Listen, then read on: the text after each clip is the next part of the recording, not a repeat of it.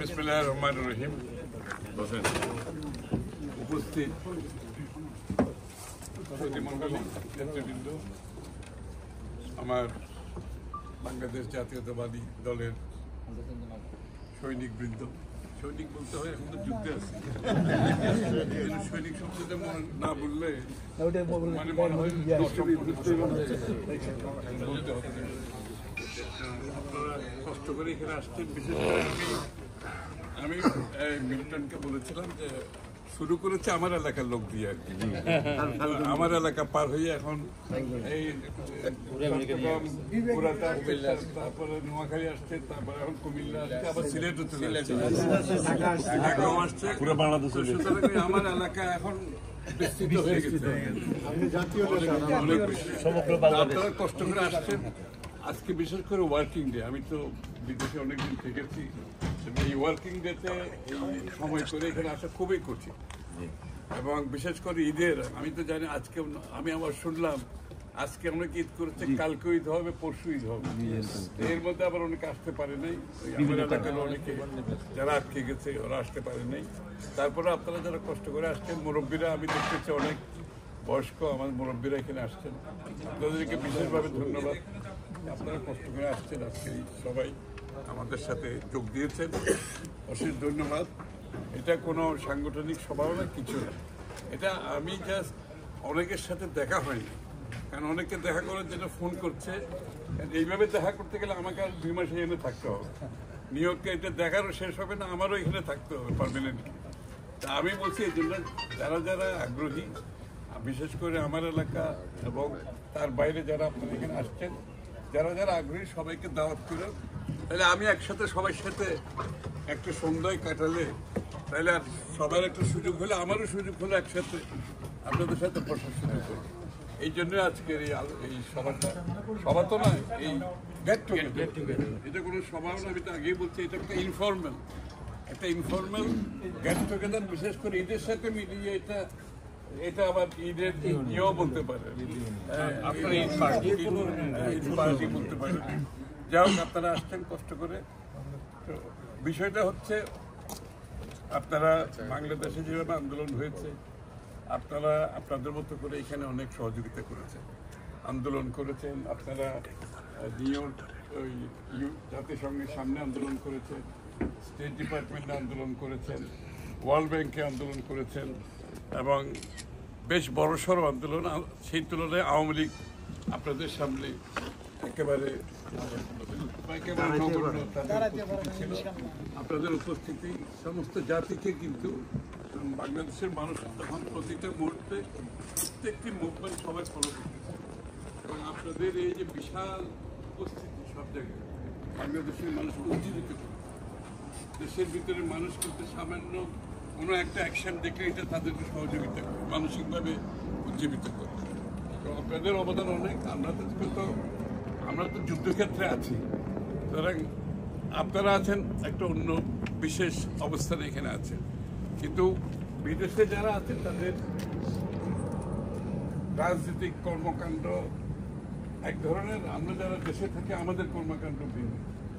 আমাদের তো একেবারে সরাসরি যুদ্ধক্ষেত্রে থেকে কাজ করতে হয়, আর আপনাদেরকে অন্যভাবে কাজ করতে হয়। এই জন্য এই কাজটাও কিন্তু গুরুত্বপূর্ণ এই জন্য যে কি বাংলাদেশের কে নিয়ে যারা চিন্তা করে, তারা এখানে এক্সপেট্রিয়েট বাংলাদেশিরা কীভাবে কি চাই, এটাও কিন্তু যদি আমরা প্রজেক্ট করতে পারি ঠিকমতো, এটাও কিন্তু তাদের কাছে গ্রহণযোগ্য হয়। আমি জানি বিগত দিনে এই যে ওয়ার্ল্ড ব্যাংকের সামনে, জাতিসংঘের সামনে, তারপরে স্টেট ডিপার্টমেন্টের সামনে, এই বিষয়গুলো আপাতত বাইরের থেকে মনে হচ্ছে যে এটা তো কোনো কাজ হচ্ছে না, কিন্তু এটা ঠিক না। এটা ওরা নোট নিয়েছে সব কিছু। এই যে বাংলাদেশিরা যে তারা প্রতিবাদ করছে, এটা স্টেট ডিপার্টমেন্টও নোট নিয়েছে, এটা ওয়ার্ল্ড ব্যাংকের ওদেরও নোট নিয়েছে, এবং জাতিসংঘেও নোট নিয়েছে, কারণ আমি তো ওদের সাথে কথা বলছি সবসময়। সুতরাং এটা অত্যন্ত গুরুত্বপূর্ণ। আর এছাড়া আপনারা দেশের সাথে অনেকেই সরাসরি সংযোগ রেখেছেন আমি জানি, এবং আপনারা অনেকে অর্থায়নও করেছেন এখান থেকে, যার যার এলাকায় আপনাদের বিএনপি নেতা কর্মীদের অর্থায়ন করেছেন, যারা জেলে গিয়েছে, নির্যাতিত হয়েছে, তাদের পরিবারকে আপনারা অনেকে সহযোগিতা করেছেন এবং এখান থেকে আপনারা উৎসাহ দিয়েছেন তাদেরকে। এটাও কিন্তু একটা আন্দোলনের অংশ কিন্তু, এবং এটা সবকিছু মিলিয়ে কিন্তু একটা আন্দোলন। আর আজকের যে প্রেক্ষাপট, এই যে নির্বাচনের পরে আমরা তখন জেলে চলে যাওয়ার পরে, আমি, আলমগীর ভাই, ফখরুল ভাই, আমরা যখন জেলে চলে গেলাম, আমাদের পরে পরে আরো 20-30 হাজার নেতা কর্মীকে জেলে নিয়ে গেল। নিয়ে যাওয়ার পরে একটা নির্বাচন তারা করেছে। তো অনেকের ধারণা ছিল এই নির্বাচনটা হয়ে গেলে বোধহয় শেখ হাসিনা আবার 5 বছরের জন্য বসে গেল, আমাদের তো এখন আর কিছু করার নাই, আমাদের সব কিছু আন্দোলন বৃথাই গেল। এটা কিন্তু একটা ভুল ধারণা। আমি আপনাদেরকে একটু পরিষ্কার করে বলতে চাই, আন্দোলন চলমান যেভাবে ছিল এখনো চলমান আছে, কিন্তু কোনো পরিবর্তন হয়নি। আমাদের যেই দাবি কেয়ারটেকার, সেই দাবি রয়ে গেছে, এবং শেখ হাসিনার পদত্যাগের দাবি এখনো বিদ্যমান। এবং আমাদের আন্দোলনের যে মূল ভিত্তি, যাদেরকে নিয়ে আমরা আন্দোলন করেছি, 62 দল, আমরা সবাই এখনো কিন্তু ঐক্যবদ্ধ। বিএনপির নেতা কর্মীরা, এখানে আমেরিকানরা বলে ফায়ার্ড আপ, বিএনপির নেতা কর্মীরা কিন্তু ফুললি ফায়ার্ড আপ, পুরো চেঞ্জ হয়েছে।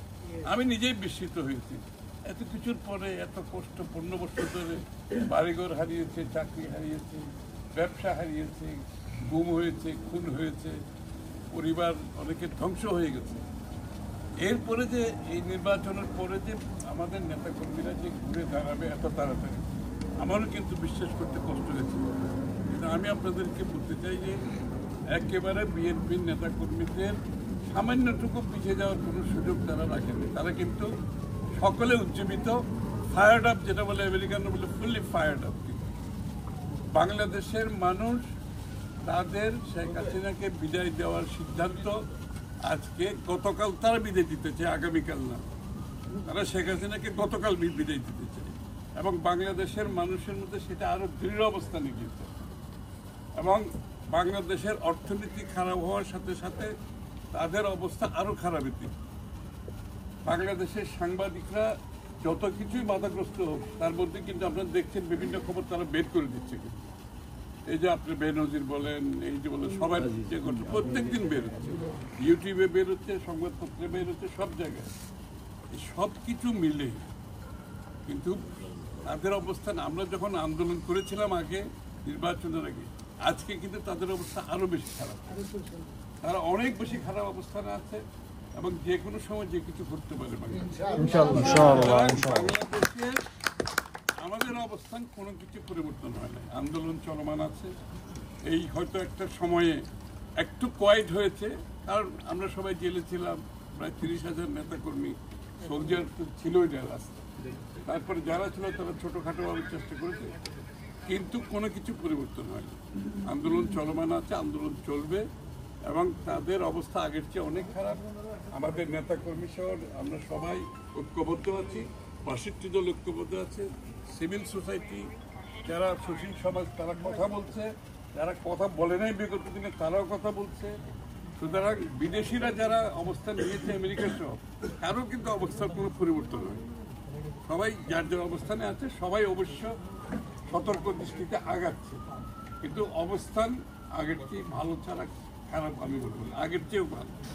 সুতরাং এখানে অনেকে মানসিকভাবে, আমি জানি যে বোধহয় কিছু হবে, কিন্তু এটা এখানে হারানোর আপনার কি বলে, আমাদের মানসিকভাবে ভয় পাওয়ার কিছু নেই, আমাদেরকে এগিয়ে যেতে হবে। আপনারা আগে যেভাবে করেছেন এখনো সেভাবে কাজ করবেন, আরো বেশি পূর্ণ উদ্যমে আমাদের কাজ চালাতে হবে।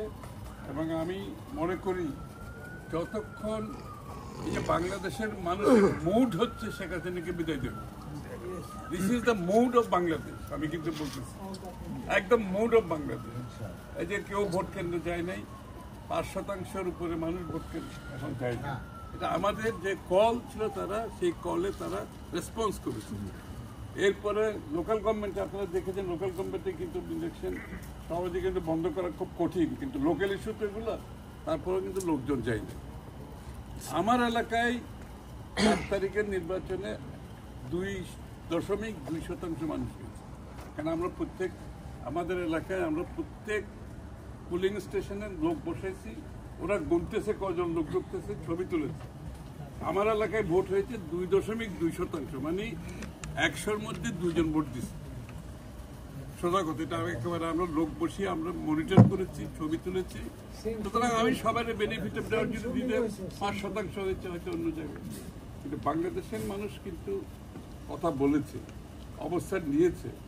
অনেকের কার্ড দিয়ে গেছে যে তাদের যে বেনিফিট সরকারি, যে গরিব মানুষরা যে বেনিফিট পায় এগুলো দেওয়া হবে না, ভয় পেতেছে। তারা যায় নাই, কিন্তু গরিব মানুষ কিন্তু তারা যায় নাই। কিন্তু পুলিশ ভয়ভীতি দেখিয়েছে, আওয়ামী লীগের মস্তানরা ভয়ভীতি দেখিয়েছে, চাই নাই। মানুষ তাদের অবস্থানের থেকে একটুকু নড়ে না, রেসপন্স করেছে। এই মানুষগুলো শেখ হাসিনাকে বিদায় দিতে চায়, তারা চায় যত তাড়াতাড়ি সম্ভব। এখন আমরা আশা করছি যে আমাদের যে চলমান আন্দোলনে ঐক্যবদ্ধভাবে সবাইকে নিয়ে, এটা বিএনপির একার আন্দোলন, এটা বাংলাদেশের মানুষের মুক্তির আন্দোলন, এটা অনেকটা বলছি আমরা দ্বিতীয় মুক্তিযুদ্ধের আন্দোলন।